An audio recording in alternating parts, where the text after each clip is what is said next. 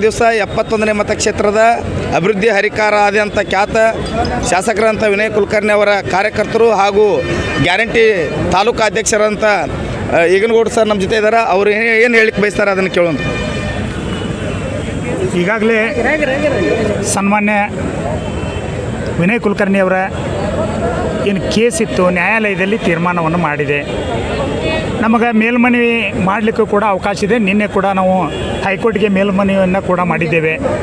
ಆದರೆ ಇವತ್ತು ಈ ಹೋರಾಟ ಯಾವುದೇ ನ್ಯಾಯಾಲಯದ ವಿರುದ್ಧ ಅಲ್ಲ ಅಥವಾ ನ್ಯಾಯಾಧೀಶರ ವಿರುದ್ಧ ಅಲ್ಲ. ಈ ಹೋರಾಟ ಏನಿದ್ರೂ ಕೂಡ ಈ ಕೇಸಿಗೆ ಸಂಬಂಧಪಟ್ಟಂಥ ಕುತಂತ್ರ ರಾಜಕಾರಣವನ್ನು ಮಾಡಿ ಸನ್ಮಾನ್ಯ ವಿನಯ್ ಕುಲಕರ್ಣಿ ಅವರ ತೇಜೋವಧೆಯನ್ನು ಮಾಡಲಿಕ್ಕೆ ಪ್ರಯತ್ನ ಪಟ್ಟಂಥ ಎಲ್ಲ ಕುತಂತ್ರಿಗಳಿಗೆ ಒಂದು ಎಚ್ಚರಿಕೆಯನ್ನು ಕೊಡಲಿಕ್ಕೆ ಹಾಗೂ ಸನ್ಮಾನ್ಯ ವಿನಯ್ ಕುಲಕರ್ಣಿಯವರ ಬೆಂಬಲಕ್ಕೆ ನಾವು ಸದಾ ಇರ್ತೇವೆ ಅನ್ನುವಂಥ ಒಂದು ಸಂದೇಶವನ್ನು ನೀಡಲಿಕ್ಕೆ ಇವತ್ತು ಈ ಮೌನ ಮೆರವಣಿಗೆಯನ್ನು ನಾವು ಮಾಡ್ತಾ ಇದ್ದೇವೆ. ಒಟ್ಟಾರೆಯಾಗಿ ಕ್ಷೇತ್ರದ ಜನ ಎಲ್ಲೋ ಒಂದು ಕಡೆ ನಮ್ಮ ಶಾಸಕರಾದಂಥ ಅನ್ಯಾಯವನ್ನು ನಾವು ಯಾವ ರೀತಿ ಸರಿಪಡಿಸ್ಕೋಬೇಕು ಅಂತಕ್ಕಂಥ ಪ್ರಶ್ನೆ ಆಗಿದೆ. ಅದರ ಬಗ್ಗೆ ತಾವೇನು ಹೇಳಲಿಕ್ಕೆ ನೋಡಿ, ನಮ್ಮ ಕ್ಷೇತ್ರದ ಜನತೆ ಹಿರಿಯರಿರ್ಬೋದು ಕಿರಿಯರಿರ್ಬೋದು, ಇಡೀ ನಮ್ಮ ಕ್ಷೇತ್ರ ಅಲ್ಲ ಧಾರವಾಡ ಜಿಲ್ಲೆಯಲ್ಲೇ ವಿನಯ್ ಕುಲಕರ್ಣಿ ಅವರಂದ್ರೆ ಏನು ಅನ್ನೋದು ಗೊತ್ತು. ಯಾಕಂದ್ರೆ ಅಭಿವೃದ್ಧಿಯ ಹರಕಾರ, ಸಾಮಾನ್ಯ ಜನರ ಜೋಡಿ ಸಾಮಾನ್ಯರಾಗಿ ಬೆರೆತಂಥ ಒಬ್ಬ ವ್ಯಕ್ತಿ.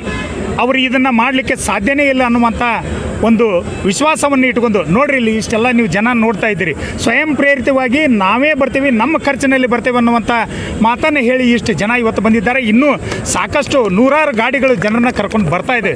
ಯಾಕಂದರೆ ಸ್ವಯಂ ಪ್ರೇರಿತವಾಗಿ ಒಬ್ಬ ನಾಯಕನಿಗೆ ತಾವೆಲ್ಲ ನೋಡಿದ್ದೀರಿ, ನ್ಯಾಯಾಲಯದಲ್ಲಿ ನಡೆದಾಗ ನೂರಾರು ಜನ ಯುವಕರು ತಮ್ಮ ಖರ್ಚಿನಿಂದ ಹೋಗಿ ಅಲ್ಲಿ ನ್ಯಾಯಾಲಯದಲ್ಲಿ ಭೇಟಿ ಆಗುವಂಥ ವ್ಯವಸ್ಥೆಯನ್ನು ನೋಡಿದಾಗ ಒಬ್ಬ ನಾಯಕನ ತಾಕತ್ತು ಏನಂದ್ರೆ ಅದನ್ನು ನಾವು ಸನ್ಮಾನ್ಯ ವಿನಯ್ ಕುಲಕರ್ಣಿ ಅವರನ್ನು ನೋಡಿ ಕಲಿಬೇಕು.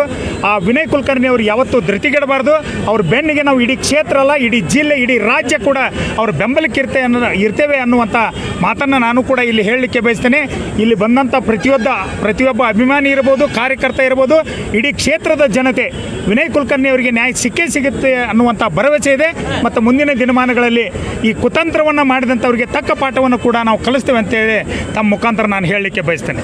ಮತ್ತು ಇನ್ನೊಂದು ಮಾತು ಏನಂತಂದ್ರೆ ಅಧ್ಯಕ್ಷರೇ, ಈಗ ಶಾಸಕರು ಕ್ಷೇತ್ರದಲ್ಲಿ ಇಲ್ಲದೇ ಆರಿಸಿ ಬಂದಿರತಕ್ಕಂಥ ನಾಯಕರು ಅವರು ಮತ್ತು ಅಂಥ ಇದರೊಳಗೆ ಇವತ್ತು ಈ ರೀತಿ ಆಗಲಿಕ್ಕೆ ಕಾರಣ ನಾವೇನು ಹೇಳಲಿಕ್ಕೆ ಬಯಸ್ತೇವೆ ನೋಡಿರಿ, ತಮಗೆಲ್ಲ ಗೊತ್ತಿರೋದು ಹಿಂದಿನ ಚುನಾವಣೆಯಲ್ಲಿ ಸಾಕಷ್ಟು ಅವರ ಬಗ್ಗೆ ಊಹಾಪೋಹಗಳನ್ನು ಮಾಡಿದರು.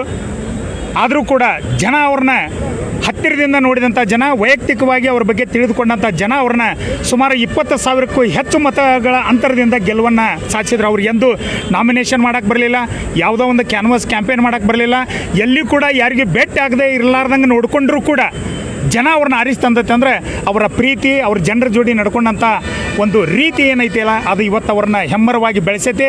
ಈ ಜನತೆ ಸದಾ ಅವ್ರ ಜೊತೆ ಇದ್ದೇ ಇರ್ತೈತೆ ಅಂಥೇಳಿ ನಾ ಇಲ್ಲಿ ಹೇಳಲಿಕ್ಕೆ ಬಯಸ್ತೇನೆ. ಒಂದು ಎರಡನೇದ್ದು, ಈಗಾಗಲೇ ತಾವು ಹೇಳಿದ್ರಿ ಕ್ಷೇತ್ರಕ್ಕೆ ಅವ್ರನ್ನ ಬರಗೊಳ್ಳಿಲ್ಲ, ಚುನಾವಣೆ ಸಂದರ್ಭದಲ್ಲೂ ಬರೋಕ್ಕೆ ಬಿಡಲಿಲ್ಲ, ಚುನಾವಣೆ ಆದ ನಂತರ ಕೂಡ ಬರೋಕ್ಕೆ ಬಿಡಲಿಲ್ಲ. ಇವತ್ತು 3 ವರ್ಷ ಆದ್ರೆ ಸುಮಾರು 700 ಕೋಟಿಯಷ್ಟು ಅನುದಾನವನ್ನು ತಂದು ಸಮಗ್ರ ಅಭಿವೃದ್ಧಿಯನ್ನು ಮಾಡಿದಂಥ ಧೀಮಂತ ನಾಯಕ ಯಾರಾದರೂ ಇದ್ದರೆ ಅದು ಸನ್ಮಾನ್ಯ ವಿನಯ್ ಕುಲಕರ್ಣಿ ಅವರು. ಇದನ್ನು ಮನಗಂಡಂಥ ಜನ ಇವತ್ತು ಸ್ವಯಂ ಪ್ರೇರಿತವಾಗಿ ಸಾವಿರಾರು ಗಟ್ಟಲೆ ಜನ ಬಂದಿದ್ದಾರೆ. ಇದೇ ಅವರ ಪ್ರೀತಿಗೆ ಸಾಕ್ಷಿ, ಅವ್ರ ಮೇಲಿರುವಂಥ ಅಭಿಮಾನಕ್ಕೆ ಸಾಕ್ಷಿ ಅಂತ ನಾನು ಇಲ್ಲಿ ಹೇಳಲಿಕ್ಕೆ ಬಯಸ್ತೇನೆ. ಒಟ್ಟಾರೆಯಾಗಿ ನೋಡಿದ್ರಲ್ಲ ವೀಕ್ಷಕರೇ, ವಿನಯ್ ಕುಲಕರ್ಣಿ ಅವರ ಬಗ್ಗೆ ಅಪಾರವಾದ ಒಂದು ಗೌರವವನ್ನು ಇಟ್ಟುಕೊಂಡು ಇವತ್ತು ಧಾರವಾಡ 71ನೇ ಮತಕ್ಷೇತ್ರದ ಪ್ರತಿಯೊಬ್ಬರು ಮಹಿಳೆಯರಿರ್ಬೋದು, ಪುರುಷರಿರ್ಬೋದು, ಎಲ್ಲ ತಾಯಂದಿರು ಇವತ್ತು ಇಂಥ ಸುಡು ಬಿಸಿಲಲ್ಲಿ ಬಂದು ತಾವು ತೋರಿಸ್ತಕ್ಕಂಥ ಪ್ರೀತಿಯನ್ನು ನಾವು ಇಲ್ಲಿ ಹೆಚ್ಚಿನ ರೀತಿಯಾಗಿ ಕಾಣಬಹುದಾಗಿದೆ. ಇಲ್ಲಿ ಮಹಿಳೆಯರು ಕೂಡ ಇದ್ದಾರೆ, ಅವ್ರನ್ನ ಮಾತಾಡಿಸುವಂಥ ಕೆಲಸ ಮಾಡೋದು. ಮೇಡಮ್ ತಮ್ಮ ಹೆಸರು? ರೇಣುಕಾ ಕಳಿಮನಿ ಅಂತ. ಹಾಂ ಹೇಳಿ. ನಾನು ಬ್ಲಾಕ್ ಅಧ್ಯಕ್ಷ ಆಗಿದ್ದೀನಿ ರೀ. ವಿನಯನರ್ದು ನಮ್ಮದು 30 ವರ್ಷದ ಸರ್ವಿಸ್ ರೀ. ರಾಜಕೀಯಯುತವಾಗಿ 30 ವರ್ಷ ಸರ್ವಿಸ್ನ್ಯಾಗ ಒಂದು ಇರ್ವಿ ಕೂಡ ಸಾಯಿಸಿದಂಥ ಮನುಷ್ಯ, ಒಬ್ಬರಿಗೆ ಕೆಟ್ಟಾಗಿ ಜೀವನ ಮಾಡಿದಂಥ ಮನುಷ್ಯ ಅಂತೂ ಅಲ್ಲ. ಯಾರಿಗೆ ಸಿಟ್ಟು ಮಾಡಿದ್ರು ಕೂಡ ತಕ್ಷಣ ಮತ್ತು ಬಾಕಲ್ಲಪ್ಪ ಅಂತೇಳಿ ಮಾತಾಡುವಂಥ ವ್ಯಕ್ತಿಗೆ ಇದು ಷಡ್ಯಂತರವಾಗಿ ಏನು ರೂಪಣೆ ಮಾಡ್ಯಾರ ರಾಜಕಾರಣಿಗಳ, ಇದಕ್ಕೆ ಕಡಿವಾಣ ಹಾಕ್ಬೇಕ್ರಿ. ಯಾಕಂದ್ರೆ ನಾವು ಹೊರಗಿದ್ಕೊಂಡು ಇಷ್ಟು ಮಂದಿ ಬೆಂಬಲ ಕೊಡೋಕೇನು ತಲೆ ನುಯ್ತೈತೇನ್ರಿ? ಯಾಕಂದ್ರೆ ಕೊಲೆಗಾರ ಅಂತ ಗೊತ್ತಿದ್ರೆ ನಾವು ಯಾರು ಓಟ್ ಈ ಬಂದಂಥ ಜನ ಓಟ್ ಹಾಕ್ತಿರ್ಲಿಲ್ಲ. ಹೊರಗಿದ್ರು ಕೂಡ ಓಟ್ ಹಾಕ್ಯಾರಂದ್ರೆ ಅವ್ರು ಎಂಥ ವ್ಯಕ್ತಿ ಅದಾನಂತ ತಿಳ್ಕೊಳ್ಳೇಬೇಕು ರೀ. ನ್ಯಾಯಾಂಗ ತಿಳ್ಕೊಳ್ಳಬೇಕು. ಯಾಕಂದ್ರೆ ನ್ಯಾಯಾಂಗ ಏನಂತಂದ್ರೆ ನಾವು ನ್ಯಾಯಾಂಗಕ್ಕೆ ನಾವು ತಲೆ ಬಾಗ್ತೀವಿ.